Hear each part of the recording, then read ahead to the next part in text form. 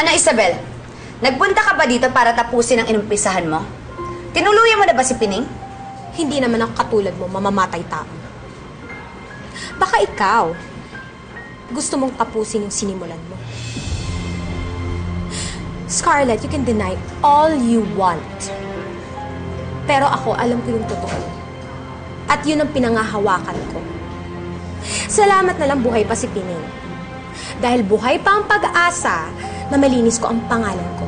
At i-expose ko yung dumi at baho mo. Excuse me, wala akong baho at dumi. Hindi porke mabango ka, naliligo ka, nagsasabon ka, eh hindi ka na madumi. Ang layo-layo pa lang, umaalingasaw na yan na bubulok mong kaluluwa. Talaga? Saang ATM ka ba nag-withdraw ng kapal ng mukha para masabi mo sa akin lahat yan? Eh di kung saan bangko mo rin diniposito yung hiya mo, alam mo sana nagtira ka. Para kilabutan ka naman dyan sa akusasyon mo. Tingnan natin kung maging akusasyon pa rin ang lahat kapag nakakulong ka na. Pati, tumawag ka nga ng security. Dahil alam kong hindi titigil ang babaeng to hanggat hindi niya napapatahimik ang lumakalaban sa kanya. Kayong mga nakakarinig, tandaan niyo to ha. Itong babaeng to, kriminal yan.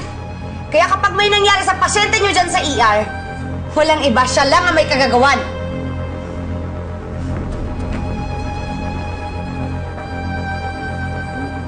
Ipapaalala ko lang sa'yo. Hindi ka na welcome sa bahay ko. Wala ka nang babalikan dahil kinamumuhian at kinahihiya ka ni Catherine.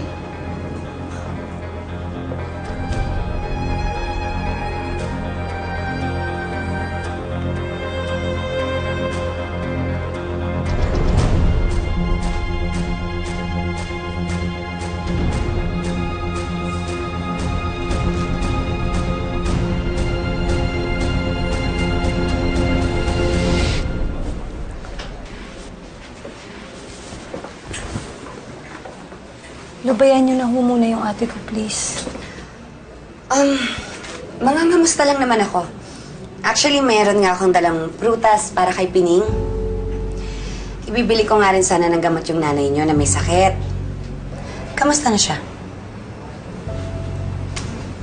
Ate, bibili lang po muna ako ng makakain, ha? Kapag may kailangan ka, sabihan mo lang ang nurse.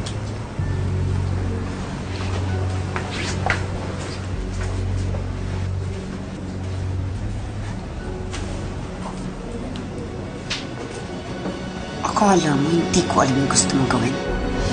Isusumbong mo ako kay Jonas. Hindi.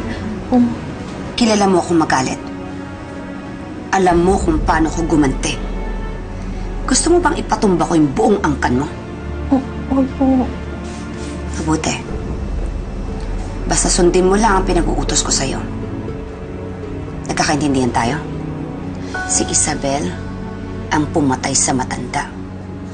At si Isabel ang nagtangka ng buhay mo. Naiintindihan mo? Alam mo, kahit pala bobo ka, hindi ka naman pala tanga, no? Huwag mong kakainin yung apple. May lason yan. Magpagaling ka, ha? Marami pa akong ipapagawa sa'yo. Marami ka pang perang makukuha. Ika na.